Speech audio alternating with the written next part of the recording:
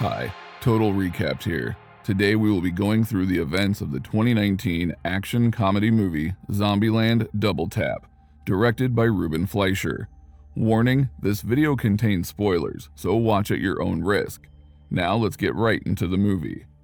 Columbus tells that their main reason to survive for these years is that they have known the bloodthirsty enemies better than themselves. He introduces the various types of evolved zombies identifiable with their characters. Columbus says that the dumbest and entertaining zombie is Homer. The second one is Hawking, as in Stephen Hawking. They got the name as they are smart like him. The ninjas are the third type of zombie with silent and deadly characteristics.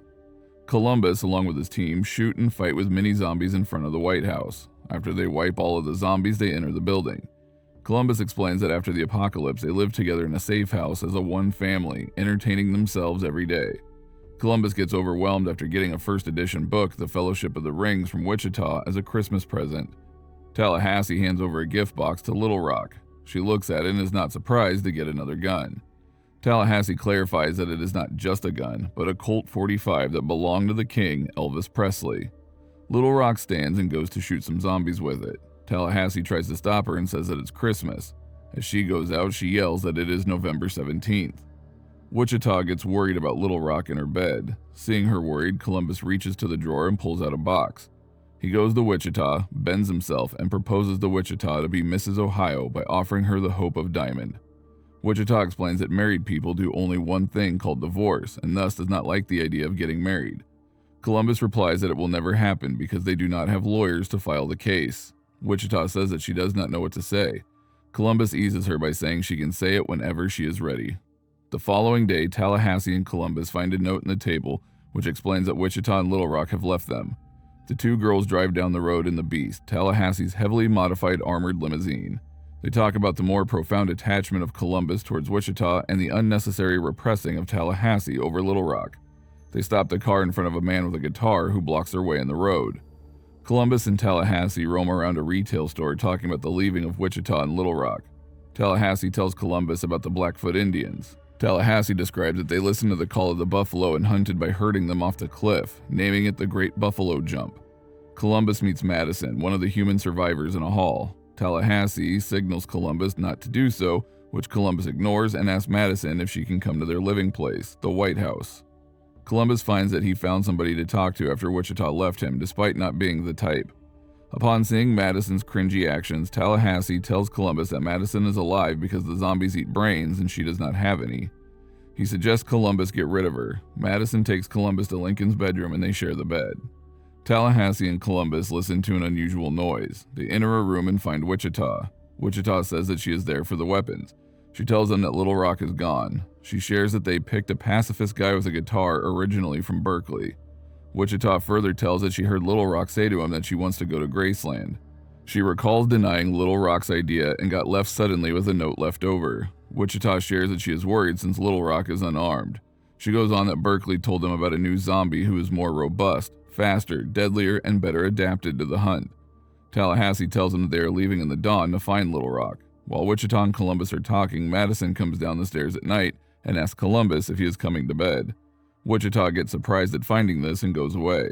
Tallahassee comes down excitedly to ride his beast, but gets disappointed to find a minivan on the road. He kicks the van in frustration and enters it. In the van, Wichita gets amazed to find the Hope Diamond on Madison's finger. Madison says that she just wore it after finding it in the drawer.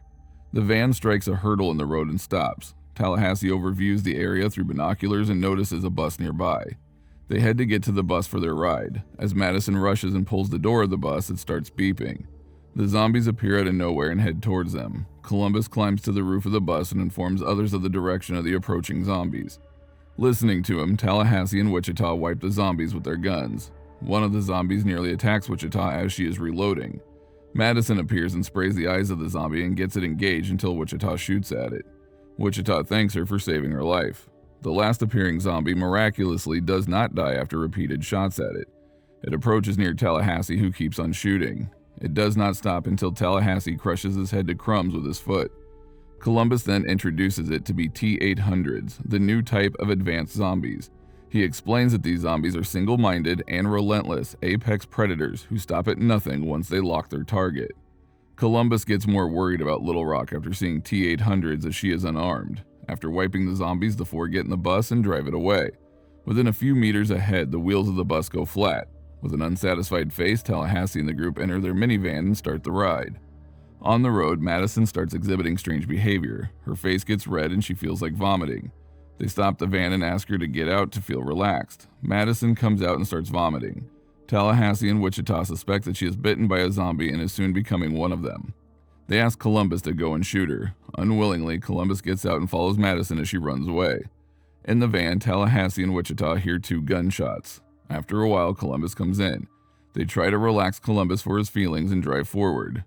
In the next scene, Tallahassee gets overwhelmed because his dream has come true as they see the sign of Graceland. He soon gets disappointed to see the place turn into ruins. They drive away and stop at Hound Dog Hotel. They see the beast there and enter the hotel. Inside the hotel, they find all the historic things related to Elvis Presley, the king. Tallahassee plays the piano and sings one of his favorites. At the same time, he gets punched by Nevada, who points a gun at him. Nevada is the owner of the hotel and a great fan of Elvis Presley, like Tallahassee.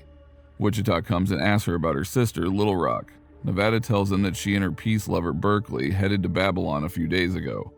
Tallahassee asks about why they left the beast. Nevada replies that Berkeley told it to be too established. This angers Tallahassee even more. In the car, Berkeley tells Little Rock that Babylon is a commune and safely protected from all sides where complete pacifists dwell. He explains that the place does not withstand any kind of violence or guns. While they pass, a bunch of zombies are found following them. Elsewhere, Nevada and Tallahassee talk about Elvis Presley as they pass their night in the bar. They get attracted to each other and share the bed. Berkeley and Little Rock reach Babylon. The people in Babylon welcome them and melt the gun carried by Little Rock. At the bar, Tallahassee gets startled by a loud crashing noise outside. All of them rush out and find the beast is crushed by a monster truck. Tallahassee gets annoyed and starts cursing. A man with a cowboy hat, Albuquerque, walks out from the vehicle and says that he does not like anything parked in his driveway. Another man, Flagstaff, comes out. They introduce themselves to each other there. Flagstaff talks about his commandments. Columbus, too, shares his rules. They try to compete with each other's rules and prove them above one another. Nevada asks why they were back soon. Albuquerque shares that the Bolts are out on the plains. Flagstaff adds that these are tougher than the previous zombies. He explains for their fast running and high hunting capacity they call it the Bolts, from Usain Bolt. Columbus counters that they call these zombies T-800s from the Terminator. Albuquerque alerts everyone that the Bolts are out of food and are heading in their direction. While they are having drinks in the bar, they hear a thudding sound outside. They rush towards it and look up the window. They get surprised to see the Bolts circling the monster truck. Tallahassee corks his gun up and gets ready to finish them. Albuquerque and Flagstaff stop him and say that this is a man's job. They move out and fight the zombies. After finishing them, they come in and boast about killing the Bolts. Tallahassee praises them for their work. In the bar, Nevada notices a zombie bite mark on Albuquerque's hand. However, he says it is just a tattoo. In the meantime, he develops physiological changes and starts vomiting. Flagstaff says that Albuquerque has developed signs of infection. Hearing this, Albuquerque argues that Flagstaff got bit twice. As Flagstaff denies it, he too starts vomiting. They soon turn into the T-800s and attack others. Despite the shooting, the T-800s keep on attacking them until they are crushed down. Tallahassee questions if he made the zombie kill of the year. The next day, Tallahassee, Columbus, and Wichita move to Babylon to find Little Rock.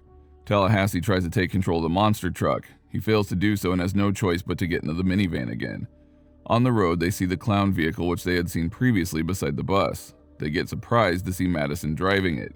They take her in the minivan and ask her how she is alive. She says that she showed unusual reactions due to the peanut allergy in the food. She also thanks Columbus for shooting over the head. They finally arrive at Babylon and stop there. After all are out, Tallahassee puts a grenade in the minivan which soon explodes. The guard on the door insists that the guns are not allowed. They hand over the ammunition and enter Babylon. Inside, they meet Berkeley and Little Rock. Tallahassee realizes that his mission is over as he finds Little Rock safe and sound. He bids everyone farewell and leaves to the west. On the road, Tallahassee hits one of the T-800.